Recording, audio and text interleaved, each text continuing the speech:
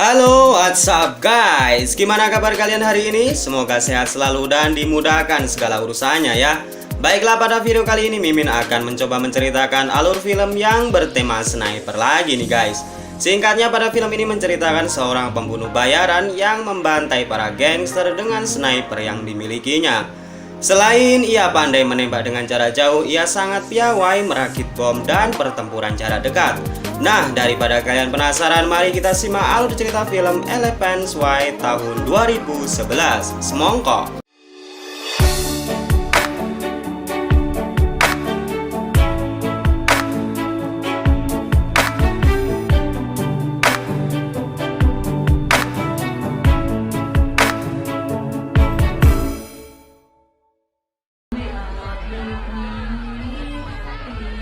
Film dimulai dengan memperlihatkan tempat hiburan di negara Bangkok, Thailand.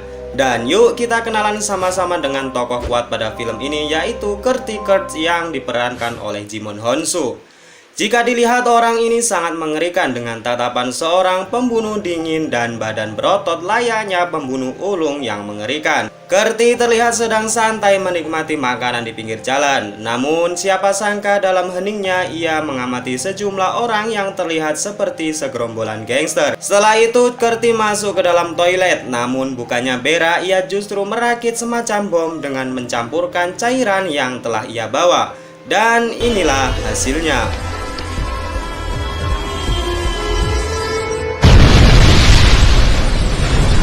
Pasca ledakan, Curtis membawa tas yang berisi mayat seseorang dan tak lupa ia juga membunuh seorang yang berusaha menembaknya.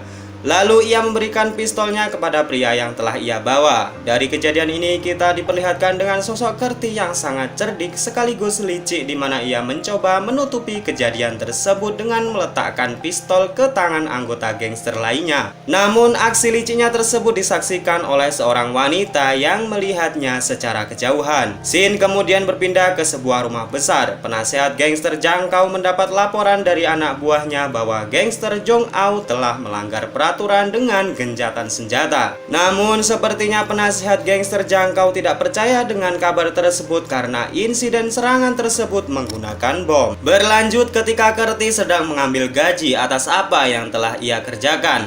Orang yang menyuruhnya untuk membunuh gangster tersebut bernama Raja Don. Maksud dan tujuan Raja Don menyuruh Curtis untuk membunuh para gangster adalah untuk menemukan putrinya yang menghilang diakibatkan sekelompok gangster tersebut. Curtis yang telah mendapatkan uangnya kemudian mendatangi sebuah bar. Ia bermaksud akan menemui pria yang bernama Jimmy yang berprofesi sebagai pedagang senjata ilegal. Saat Jimmy melihat Curtis, tiba-tiba ia sangat ketakutan dan mencoba kabur dari tempat tersebut karena Jimmy mengira bahwa Curtis akan menghabisinya. Setelah saling kejar, akhirnya Jimmy berhasil ditangkap oleh Curtis dan mengatakan apa yang diinginkannya, yaitu beberapa senjata untuk misi selanjutnya. Mendengar hal tersebut, Jimmy kemudian membawa Curtis ke sebuah gudang senjatanya. Dan kita semua diperlihatkan oleh koleksi senjata Jimmy yang sangat mengagumkan. Namun ia mengatakan masih ada tempat di mana ia menyimpan senjata-senjata termahalnya. Setelah melihat-lihat, Curtis kemudian memilih senapan jarak jauh atau yang biasa dipakai oleh para sniper. Malam itu juga Curtis dengan senjata terbarunya mendatangi sebuah kuil tinggi tak jauh dari klub malam milik gangster Jangkau. Di sana Curtis dengan sengaja merusak anak tangga, yang itu artinya ia akan tahu jika ada seseorang yang akan datang ke menara itu. Setelah sampai ke menara, tak lupa ia sahur terlebih dahulu dengan nasi goreng dan telur godok.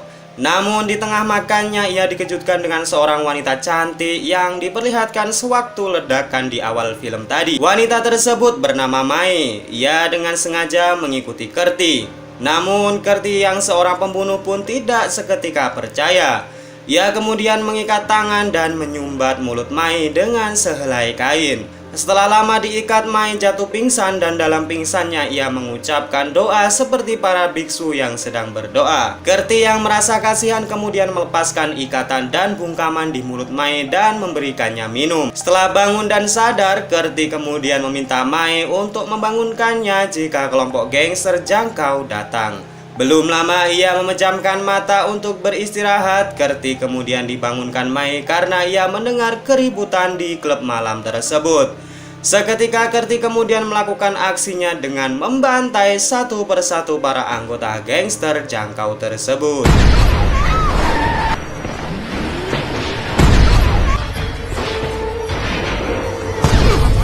Kemudian film berlanjut ke bos gangster yang menyadari bahwa anak buahnya dibantai oleh sang pembunuh yang memiliki gaya layaknya seorang sniper.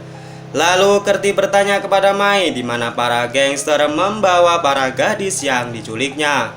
Namun Mai tidak ingin membantu seorang pembunuh. Pada awalnya Mai dengan keras menolak ajakan Kerti.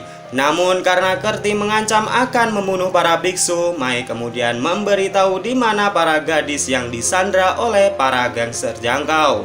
Lalu Mai mengajak Kerti ke sebuah tempat pembuangan sampah terakhir di kota itu. Mai kemudian memberitahu mayat gadis yang pernah dibunuh oleh para gangster biadab itu. Kemudian Mai mengantar Kerti ke markas besar gangster jangkau dan ternyata Kerti melihat kenyataan bahwa gangster yang sedang ia lawan merupakan organisasi gangster besar dan berbahaya di kota tersebut. Kerti kemudian menemui Raja Don dan mengambil bayarannya. Setelah itu Kerti dengan marah menusuk tangan Raja Don dengan sebuah pisau. Karena Kerti sebelumnya tidak diberitahu jika ia akan berurusan dengan gangster yang sangat berbahaya. Scene kemudian beralih ke sebuah menara di mana tempat Kerti mengintai pergerakan dari gangster jangkau. Kerti menyaksikan dengan teropongnya bahwa gangster jangkau membawa seekor gajah yang menandakan genjatan senjata antar dua gangster telah dimulai. Kerti yang merasa sudah kepalang basah dalam misi ini kemudian meminta senjata tambahan kepada Jimmy sebagai bentuk keseriusannya dalam menghadapi gangster jangkau. Karena Jimmy pernah berhutang nyawa dengan Kerti, mau tidak mau ia menuruti keinginan Kerti. Ia kemudian membawa Kerti ke tempat persembunyian di mana ia menyiapkan lokasi senjata yang sangat mencengangkan. Mulai dari senjata jarak pendek hingga senjata berkaliber besar semua lengkap di sini. Dan Kerti memilih senjata paling mahal milik Jimmy yaitu sebuah sniper dengan teknologi terbaru dan paling canggih. Saat Kerti kembali ke menara ia tidak melihat Mei di sana. Selanjutnya Kerti mencarinya di atas gedung. Dan betapa mengejutkannya karena Mei sudah berada di belakangnya. Kemudian malam pun tiba. Dari atas gedung Kerti memulai aksinya dengan mengintai para gangster jangkau. Dan aksi dari seorang sniper yang bernama Kerti pun dimulai.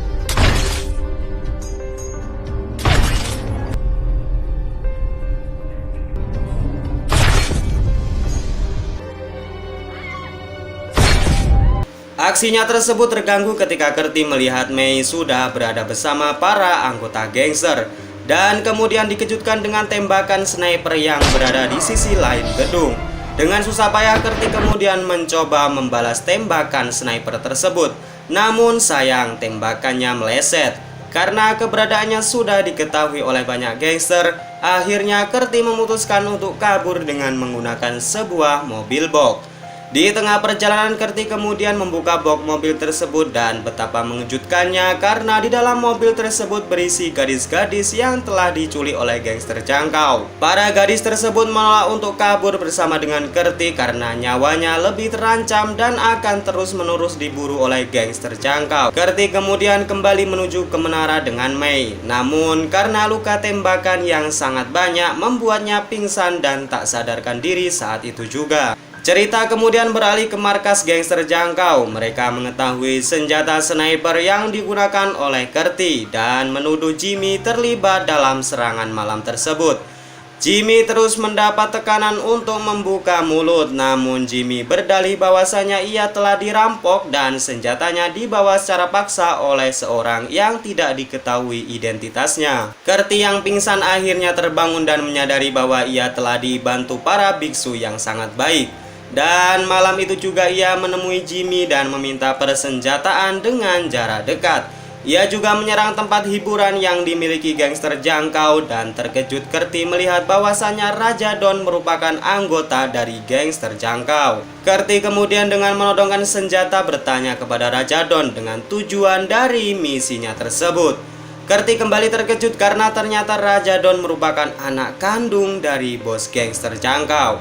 Ia menyuruh Kerti untuk membunuh penasihat bos gangster Jangkau agar ia mendapatkan kekuasaan tertinggi di gangster itu.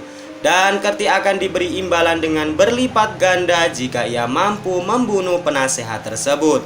Scene kemudian berlanjut ketika diperlihatkan Jimmy yang diinterogasi oleh penasehat Jangkau tentang siapa di balik ancaman ini. Dan Jimmy dengan terpaksa membocorkan identitas dari Kerti. Penasehat Jangkau kemudian mengatakan kepada bos Jangkau bahwa lebih baik melibatkan polisi dalam menyelesaikan ancaman ini. Namun dengan mengejutkan, Raja Don sebagai anak kandung bos Jangkau mengatakan akan menyelesaikan ancaman ini dengan secepatnya. Dan dari semua kejadian ini telah terjawab bahwa sebenarnya Kerti hanya sebagai alat untuk membunuh penasihat gangster, dan lain sisi Raja Don dengan liciknya mencari muka seolah-olah ia akan menjadi pahlawan yang akan membunuh Kerti, sehingga ayahnya akan memberikan sepenuhnya kekuasaan gangster Jangkau ke tangannya. Jimmy kemudian memberitahu Kerti bahwa identitasnya saat ini telah terbongkar. Dan ternyata Jimmy juga bersekongkol dengan Raja Don, dan ia meminta kepala Jimmy untuk membunuh Kerti agar ia diakui oleh ayahnya. Singkatnya, Kerti berpamitan kepada Mei dan ia kemudian pergi ke bandara. Di bandara, Kerti kemudian dicegat oleh anggota gangster Jangkau yang telah mengetahui posisinya. Kerti yang menyadari bahwa ia dibuntuti oleh anak buah Jangkau segera menyabotase salah satu mobil anak buah Jangkau dan kembali ke menara. Dan saat di menara ia sangat terkejut karena biksu yang telah menolongnya telah dihabisi oleh para gangster Jangkau. Kerti yang marah kemudian langsung tancap gas ke markas besar gangster Jangkau. Ia langsung menerobos masuk dan menodongkan pistol ke kepala bos Jangkau. Dan setelah beradu mulut yang cukup panjang, akhirnya Jimmy menembak kepala Raja Don dan membuatnya mati saat itu juga. Kerti kemudian meminta untuk membebaskan Mei, dan setelah semua gadis mereka keluarkan, tidak satu pun Kerti melihat keberadaan Mei di sana. Namun Kerti melihat foto Mei yang terpajang di dinding. Dan bos Jangkau kemudian mengakui bahwa Mei merupakan gadis pertama yang mereka culik dan diperkerjakan sebagai wanita pemuas 30 tahun lalu. Dan dari kejadian semua itu dapat disimpulkan jawaban bahwa Mei yang selama ini merupakan roh gentayangan yang menemani Kerti untuk membalas dendam dan berusaha menyelamatkan gadis-gadis yang senasib dengannya. Lalu Jangkau menyuruh Kerti dan Jimmy untuk membawa para gadis-gadis yang mereka sandra. Dan di tengah perjalanan Kerti kemudian turun dan Jimmy membawa gadis-gadis tersebut ke tempat asalnya masing-masing. Dan film ini pun selesai. Secara keseluruhan film ini cukup rumit dengan plot dan alur cerita yang tidak disangka-sangka sebelumnya. Dimana jika tidak menonton film ini hingga akhir, saya masih dibingungkan dengan keberadaan Mei yang tiba-tiba hilang dan tiba-tiba ada.